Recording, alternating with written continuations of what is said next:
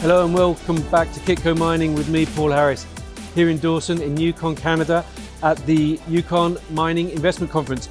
This afternoon we're talking about copper and gold exploration, and I have great pleasure to be joined by Tim Johnson, President and CEO of Granite Creek Copper. Good afternoon, Tim. Thank you. Yeah, it's great to be here. Well, thank you for joining us. Let's start off with a sort of brief overview of Granite Creek Copper, who you are, where you've come from and what you're doing. Absolutely. So in the big picture of things, we're actually a fairly new company. We launched in January of 2019, acquired a significant land position in what's known as the Minto Copper Belt, located in central Yukon. But by just this year, we've published a preliminary economic assessment on that resource.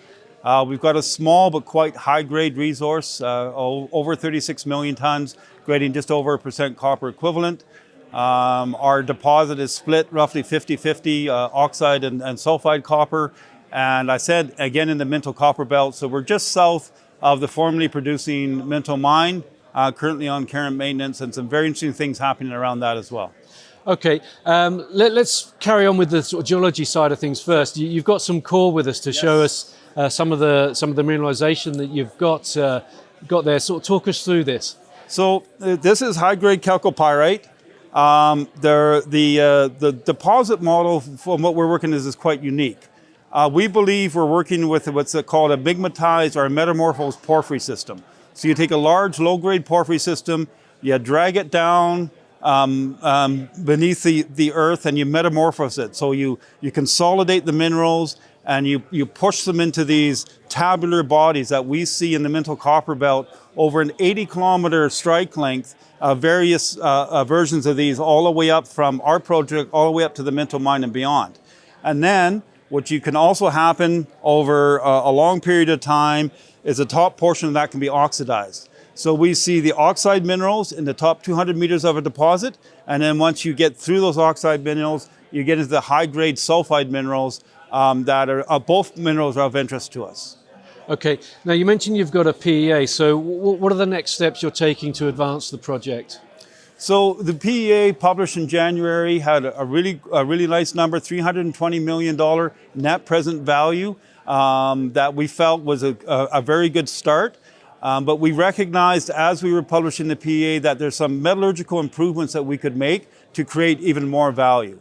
Currently, life of mine, we're only recovering about 64% of the copper. And the reason for that is the two different type of ore types I talked about, the oxide and the sulfide. We're getting poor recovery in the oxide, but very good recovery in the sulfide. If we can improve our recovery in the oxide, we see another $180 million of value that could be quickly added to the project. And the project currently is projecting about a 9-year mine life. I'd like to get that up to 15 years or more, and that's going to be done by more exploration, more drilling to expand that resource. So you've got a drilling program underway in this summer season? We're looking to drill later on the fall. We want to get this metallurgical work out of the way first. It's going to inform where we need to drill and how we need to drill. And as we get that work comes in, which we're expecting in the following weeks, then we'll move into a drilling phase, probably late August, September is what we're thinking. Okay, now you mentioned your proximity to the Minto mine, which a few weeks ago went on to care and maintenance. To what extent or not does that cast a bit of a shadow over other sort of copper projects in the Yukon territory? We actually see it as an opportunity. We felt that the previous operators were undercapitalized. They had only acquired the mine in 2019, and instead of stepping back and taking the time to ensure everything was fully permitted and able to move forward, they moved way too fast to restart. We think whoever gets control of it should take the time to prove that it is a long mine life and to do the economic studies to show that before you restart. So we think this is an excellent opportunity for a larger player to come in, look at consolidating the entire Minto Copper Belt under one ownership. We would be more than happy to be involved in that process. And we think by doing that, you will have a much more robust project that will withstand a bit of hiccups, like a large hiccup that they had, but they didn't have the resources to withstand that. One of the challenges that we saw is that as an underground operation, they couldn't fill the mill, right? So whether or not they got ore from another part of the Minto Copper Belt or whether or not they opened a second decline at their site would have made a huge difference. Again, we see a major consolidation play happening within the belt. happy to be part of it. And it's going to be a very interesting future for the Minto Copper Belt in the months to come. Let's talk a little bit sort of higher level, because copper is not on the US critical minerals list. It's kind of recognized its importance to the energy transition. Canada's got its own sort of critical mineral strategy, and Yukon province Yukon territory's got its own critical mineral strategy as well. Yep. So are you getting a lot of support and encouragement from sort of the federal government, from the local government?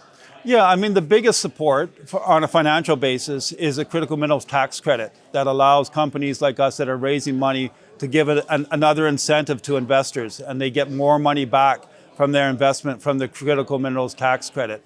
And we've seen continuing support from the Yukon government as well, with initiatives, again, focusing on those critical minerals.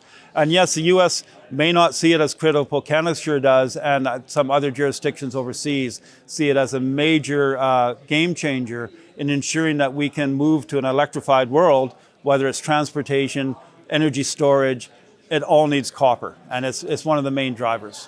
Thank you.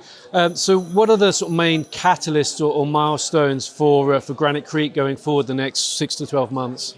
So near term is the metallurgical work that I talked about, is improving our recovery in the oxide domain, adding that value to the project. And then on the top of that, doing a modest drill program as a proof of concept for some new targets that we developed last year while we're doing the PEA. We've got 4 brand new targets without a single pierce point in them that we're keen to get on the ground and show that they can add significant tonnage to our resource. Excellent. So a lot going on. A lot going on. Excellent. Well, Tim Johnson, President and CEO of Granite Creek Copper, thank you very much for joining us this afternoon. Thank you. And stay tuned to Kitco Mining for more from the Yukon Mining Investment Conference.